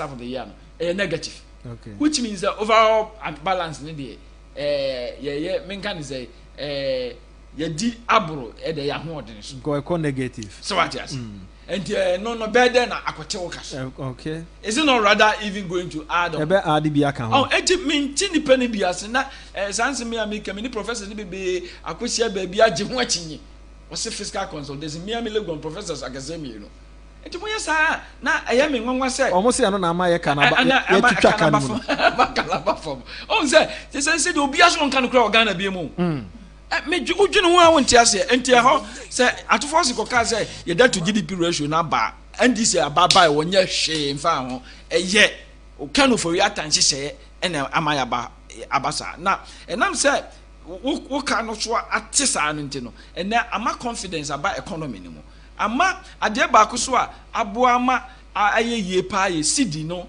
ya ese gina no sidi na ese gina no die nti na enso abo ama sidi na timi egina sa ade ama abo ama sidi na gina say chama enema say kra no the year 2022 na enema nya kra at the middle of the year no na Kanu for yata edi animu so omo ko hu IMF ama yahwe so mbetimi ayemwa ama yakọ extended credit facility program na yakọ ebi April 2015 na eti ye no mu kodi nkomo no eno mu ma nkrofo ba behwe ye busum nti ba December eno ye reach into staff level agreement SLA say omo apene so say ye niema ye na omo beboae but omo beboae no omo say ye mo dan say ye behwe ye nhihye ama ye revenue sam no akosoro nti na behwe taxes bi ye levy free ba bi ba ye chile yes how we 3 tax and revenue amendment bills our parliament and my taxes no den kakan kakra bi e be hihim say the be ya e the revenue no abi projection na ye say nyina no na kan ofori ata di domani ma me ya twere nwoma bi e frɛ no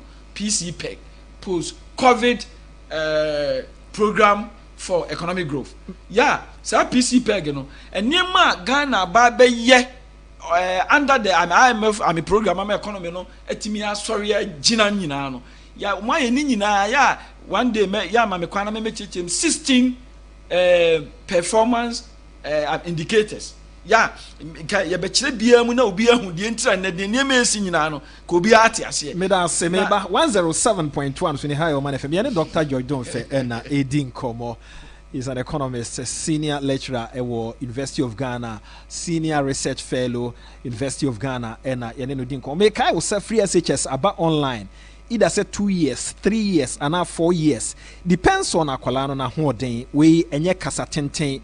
Ehia so wo fo afi na abebra akoto to niam na ade bia ohia computer na wanya baby obesua ade wanya internet asa or 2 years or Shiana de awie no atro ni free SHS misrewa free SHS online we the first of its kind why remedial classes ana watro bia ma sesa we remedial classes a ehia so be ha ho afaka trotro ni ade o how misrewa just call this number na ene one me be chira de of free SHS PhD for enin komo 0599 022 998 0599 022998 0599 022998 and answer online free SHS online.edu.gh okohonswa unsa ebeka omo give a scientific herbal center co capsules p capsules herbal mixture and afa GC mixture and the capsules a ebua tunso ase no nyina wodwa so omodin se obepe bi ato opa bibidru anu enam a e give us 0543-222-470 0543-222-470 na only give us edin komo eba phones any appliances a Franco Trading Enterprise phones any appliances Franco Trading Enterprise main office no adabraka on the Rock this cinema le hwe animu uko online francotrading.com eniama ni nyina ewo ho to de na yemfa mre ofi a yemfa emre o hye no nso 0246 422-338 0246-422-338 main office no adabraka on the Rock this cinema ena ehwe animu outlet ne doso ofra ebe direct to baby outlet ni bi wona ukọ 0246 422-338 na wahye nso amami Antec for Adaroma Spanish ginkgo capsules and Spanish garlic mixture and the capsules e wodwa so we no eyade a yede bo nipadua no ho ban ginkgo capsules no e mamoja dia fusane na waye kese a o de garlic aka ho na chese menstrual disorder ni nyina akọ ba bi eton ro bia akọ a wonsa ebeka bi ohumi enka wo no fred 0266 114 111 0266 114 111 edura ye nom no say tea 30 minutes and sand what did e Dominion herbal powder e adwuma papa pressure no be kofom wakoma ebo kimkim no be kofom e ma wotumi da kama wonom na nwumra ya no ahye no so de amame kai se din no e Dominion herbal powder wanya akomayare wo wadura wonom fa Dominion herbal powder ka ho na emwa wo ema mpadura wonom no enye adwuma 30 minutes na wadidi 0543 158 195 0543 158 195 0543 158 195 Dominion herbal powder bebito na emwa wa hoden enkosoro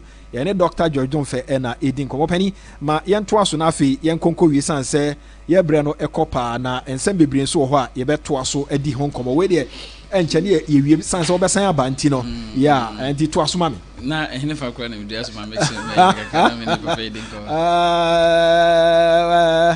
ko udru eka na ayi me de ba exchange rate na me do exchange rate enti ekai na me de figures bi kire sisi a so ke ye kana ye de na sisi a me de kire wo de obi a opese ohun ye kana bia no ko online sisi a on Google obehun say 28 March 2025 here out of force in presented document bi to the big push at the parliament na sa you know over big push na P33 ye ka no e wo ho enti ɛna me de ma wo de hwɛ me Jimmy phone ne hwade Jimmy phone ne hwade na wo de bobo ye ka no ɛna wase ho no I mean in dollars no so until years no na me ka say 60 billion ɛna Akufo-Addo beko 2021 no at the end of 2024 2021 okay open 2021 ekodu say mama checking hwe 2021 60 billion 60 billion okay and Akufo-Addo beko 49 billion yes good yes and Apple no sa document we no na March na represent April no na ati aba 44 billion yes 44 billion yes enti eno ntina me pesa Ghana fo nyina mu dey ufu kan ufu yata debt restructuring na ma economy ne hope abamu sa enya bibia na dem yan say sa media review yewura 2021 was 60 billion. Exactly. 2022 and about 53 billion. 2023 about 52 billion. And now 2024 about 49 billion. Satem na opache say I mean we nyina so hwe budget no omkan. That was December 2024. Omka a car ye de ache. A car ye de ache ye ka. Oba wo say enye ka na de ache. Consistently na so te up to 2024. Me na no kwa de wagina parliament say omoba ye no omanya positive mekan say negative debt accumulation e kire say omo for the first time omo timi ayama e kana na nke kosoro no e kana e ba na chi e kan sha say ba na chi from 2021 na say o kana parliamentary say no mo ho minima de ye hye ni nkran e hye yura atofos nkran mo auditors because in fact e beka asempa finance ministers omo abedi asu nyina yeah, poor be a on person can crash Ghana for in fact, and crack because figure no where a year making on the co-presented 28th March 2025. No, they call my parliament big push. Pay 33 and once I'm not making. I dear our co-present you. On say, yeah, no man who's a Ghana for ya be more. And they say no, I'm a more quiet I'm a propaganda. Ya Pesica 78 million. I call communication. Ya to journalists for ana ya to binum fachame ya to binum ana almost an nam am so ahemfomo asofofo obi anka bi mai binum they say na kwese asofofo bi mu ni nyina de make nyina binum eka ho lectures bi mu oh ana ya to ye say obi ano no nya baako enti Ghana fo no mahu say ya na yasomi ye de che yanum ti nya ka kire we say ehom ne wa ehom de okra na Ghana ni oh dabi anti eno no omu ye because omu anti de na make a PC peg no fasi mame ya PC peg no 16 performance indicators na ye dey bu oman no eno na ebu oman yo ukọ ministry for finance omu nyema omu ye nyina ye PC peg de kind of ataye ye no ukọ Bank of Ghana enema omu ye nyina ye PC peg enu na filiba na menia sa eniema ye behwa IMF print is a PC peg no ye omo there be 17 times we have gone to IMF time bia ye come na chair de yenye this time around ye nia na ye ka say de ye pese ye eno ni PC peg na America no okay eti eno no omo ba omo hwe so hwe say de mo kan sa mo be no mo ye sa da be na obeba be chirechire mu yo eti wo da ma wie just ma me 2 minutes na me fam mesa e china kra ese me ba mesa ba okay eti de am PC peg ne say 2023 na ye chance no IMF na kan say baby a mo chance yi de adini mo enema na mo de ama mo ho no mo odin dodo ti mo economy no aguru aye 1.5%. I finished here na 2023 ye grew 2.9 yeah against the omukan last year 2024 almost say I feel there ye sha mo grow aye 4%. Ye wie ye na ye nya 5.7%. And the economy no it was already doing well. And one of the performance indicators, quantitative performance indicators, say, but more than $100 baby day, a go on the bremo air bar, or the above see the mobile. And I'm sorry, also, about this share, I'm a petatacram who say, Ghana is from independence all the way to May 2023, your total gold reserves now 8.78 tons. Eti omo di bibi ba say Bank of Ghana mfasi dimra dwaso method dollar na mwa ema yesika na ye benya Bank of Ghana dey eno so enam sai oso nti no omo be ye no at the time Nana Akufo-Addo beko na ye 30 tons from independence to May 2023 na ye was 8.78 tons no ye 30 tons. 30 tons is part of your reserves. The gold price is so costly, and the time be a gold price is because to be ano. Your reserve also goes up. It is our reserves now could do 11.12 billion. Nya to force na ye. Nancy and cocoa de about $1.6 billion abeka ho. Sa cocoa na sa sika cocoa is can buy no. And yet at force in budget April first April na say adwuma no. Nya startem na ye cotton cocoa no.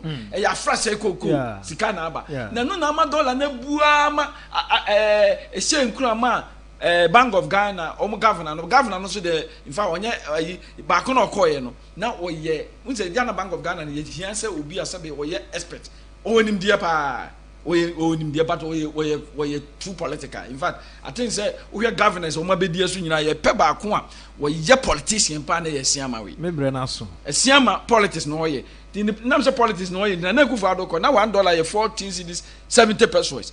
Obi a otie bia no atofo sem o kan 17 tro na no odi wan kan kro we dey make an tro because me pentem na my conclusion tro na no odi na nya 17 cedis 14 cedis 70 pesos by Apple no na akoduru 14 cedis 90 pesos. Was the first half of the year, the first 3 months, and almost the Bank of Ghana the $1.4 billion in the gum na say IMF abeka and so still I see the no 915 cedis ecosystem o man timi anche no enti the oya and say Apple no or the sika $490 million na be adwaso. The following month, 425 million. That's just 2 months, you know. Time or day on the 10th April, yeah, almost as yes, I don't know. Now $1 4 cedis 90 pesos. Almost yes, and a tiba 12 cedis, 13 to 12, and a May a tiba 10.3. What kind of almost say a fiscal consolidation? But the fiscal consolidation, oh, Anna, I know the cancer 80 million fiscal consolidation. No, I'm saying 80 million fiscal consolidation. Or much imaginia, the fiscal consolidation there. And you may, I didn't think the whole June, see, you know, I'm $2 a car. 10 na July na e car fiscal consolidation mo jayada me da say for comment ochira nyame aduma ever okay needing and joy don't fair. When we say the economy is doing well, we will not rush to say that things are okay. The key word is sustainability. 6 months into Akufo-Addo's government, the economy is doing better. A year for Akufo-Addo to go, economy will bounce back. A country that destroyed its forests and natural resources with galamsey, throws out water from its dams and continues to depend on import can never be okay. I will not praise government by short-term improvement in inflation and currency rate. I am not pessimistic but slow to judge. Sylvester Sari ena ede we by opening edas madam ho for commercial break here ba DJ Right. You don't feel so hard to be over. How people here good time. Now, Choro. Take notes. I didn't know who be a granu. Just say, and I am one. And okay, can't figures need to say about one or yeah. Charlie, my and I home run. Let's say, I do have your name microphone as you'll be a 9 o'clock. And I hope for commercial break here. Ban a fee, the Boncratano at 2 so. One me wa home bed of Boncratana man, but I couldn't say Sumnano, a friend of Santua, and I feel Commodore. But if you say Sanko, you won't want to buy me back, yeah, near Jaumo Gumuno. It's a nice question. You're going to be in our field, and I am one.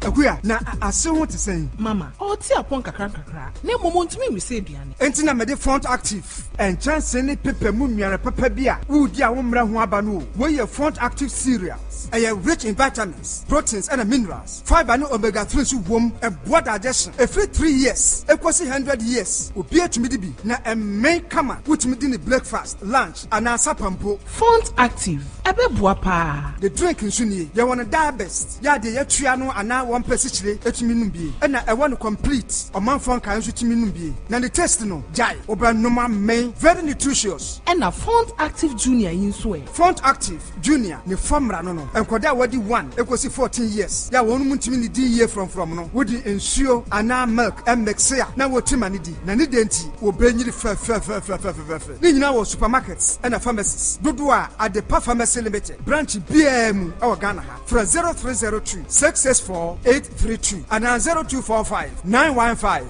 254 FDA aji ejede nkrato yato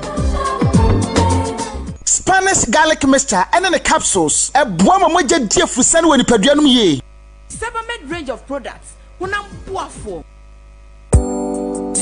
Abusia eyiwoni so di hu se obesi dan awafi mu ana ene na me kanfo Heart Builders Real Estate ede amawo Heart Builders Real Estate eyidwumako a wono mo atonton ensase won ensase ni bi ewo Shy Hills Tripoli enafi Ningo Pram enije sema ewo ho ne se won ensase a ewo Tripoli ene Ningo Pram no yatete so ede aba 30,000 Ghana cedis and 25,000 Ghana cedis umpewe na upedie for 25,000 Ghana cedis. Pe Fabra ni entwe ensase a eda Shy Hills ni bi enfama o Heart Builders Real Estate. Wono mo sanso tonton adansie any plumbing materials BAB. Wono mo ye architectural drawing, biofuel digester, borehole drilling, roofing. Hwehwe Heart Builders Real Estate. Echa kwan ewo a shaman woni Mandela Park no ene dinhwe ani mu. Fre Heart Builders ewo homeiso 0591 599 006 ana 0241 665 200.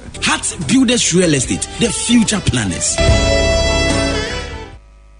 3CP, FABA here 3CP Bambo. Dominion Herbal Powder. Say you can Dominion Herbal Powder. Emma immune system. And now in Kwabo will nip a drum yet. Nan the senti. What I did, I resume Kunimua. What dance be new? I don't dare fine pa manumbi. Tina me do one dancing. And I say, me say Dominion Herbal Powder dear. Ninia, and yet a man for dancing and a bacon fool. Near I yet a woman nip a diamono. A bro magin and a mentia so. A mad Dominion Herbal Powder. And how would the Biarada? Someone at the hono. Dominion Herbal Powder. And once one you will see a share will take up.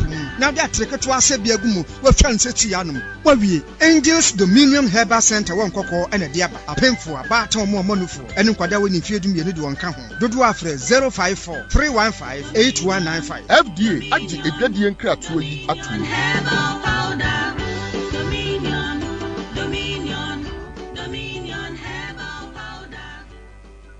Sebamed range of products. Honam boafo. Ghana Fui Franco Esa the electrical appliances for Frabejaswo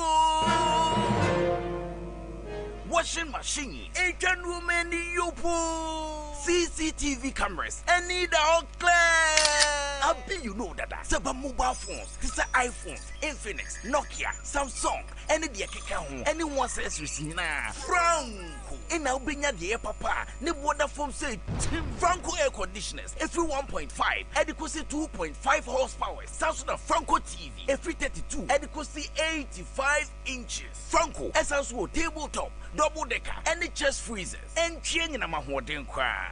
Franco Kwabata be a benwo. Name of head office, a wada braka. One in Roxy Cinema Nedian bread. Friend 0246 422 338 and a 055 5939 311. Franco Electrical Appliances Papa.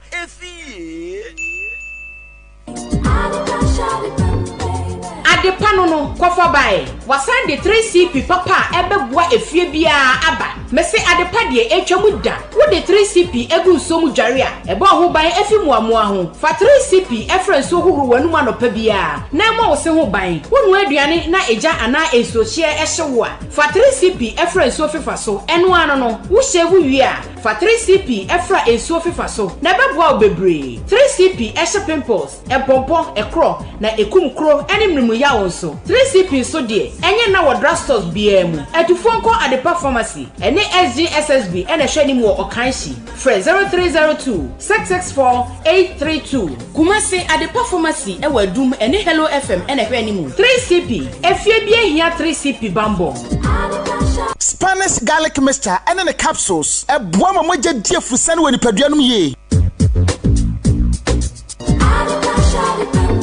Obo adia bo nipa wonam se enti apo na so ni ma ye ni munti ye dware sam na sran kubia ma SIPH 5.5 a eba wonam no ho ban no etu be hwe na sanwan na nso oben ene ahokeka ate agu wonam no so ase no kra odofo sa ha winti na ade performance akofa Sabamed product papa ya jatu mo Germany ene wiase fa na nyina aba ebesiesie wonam asai ama to so te sa akoda foforo honam. Ya was Sabamed clear face eshe pimples. Sabamed anti-dry skin esiese wonamwa aye breche meya so kama. Sabamed anti-aging ema honam twintwam. Sabamed deep cleansing ene Sabamed lead defense emma anoya soche akona kama. Afe Sabamed classic range eye mo bia ene won ye odware wi a won ho keka won. Sa wo pesa wo ba honam ye tontom te senia etie eda wo free ye frumu no a ene na wo hia Sabamed baby ranger eyema nkwada no bi.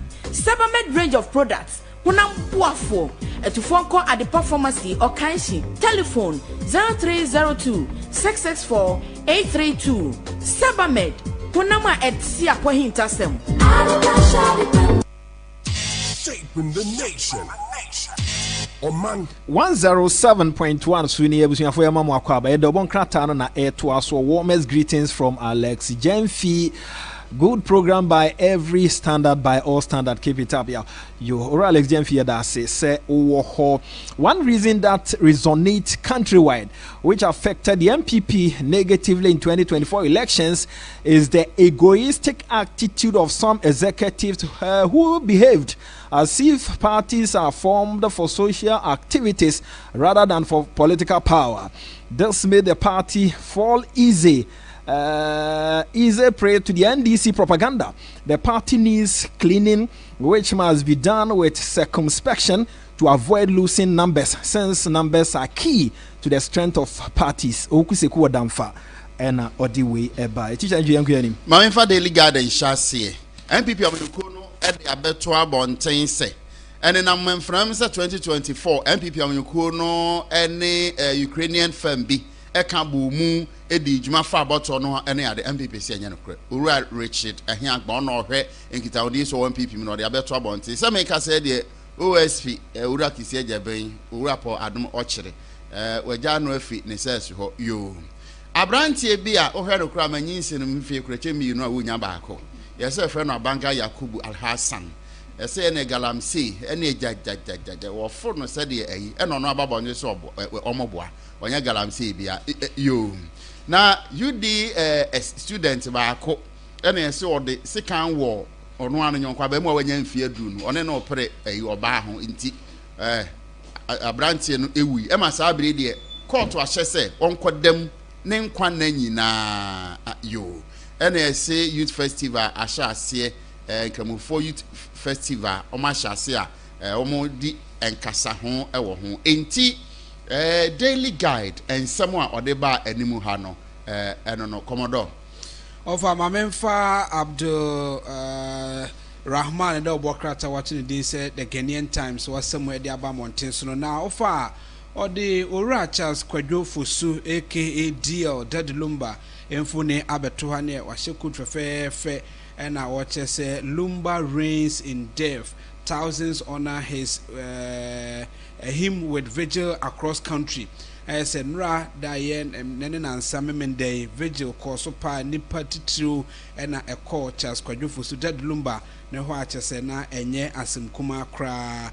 Now Mampani John Dramani Mahama Edaha and watches will need and share na dream bia so many port to Nigeria for and also so a home komo and or de aba ene anope na seba akwa ha ne say ama ho do no an HC Zoom Lion management solution omo eye no and also so or de aba beto the Ghanaian Times de obokrata no anim me de chronicle to us so Ghana Police Service e de ensemo aba mountain so no mo chemu say nipa bonfo a wotu Ghana for so sa eji Ghana for ho niema no wakwa akwachi bi meche anrobafo wakwa akwachi bi na wo mo de ba monti se fi ne kwede o mo ba be me abambo mu ama bambo aye pampe ewo oman musara so e na Kenya for so atonsa e de afrezum lion for mo kire se wo mo hyehye ni so no mu siesi kromu ma ne ye fenti e no mo ni wo mu edi kasubo mu na me de ba ku ewie ewo de chronicle mu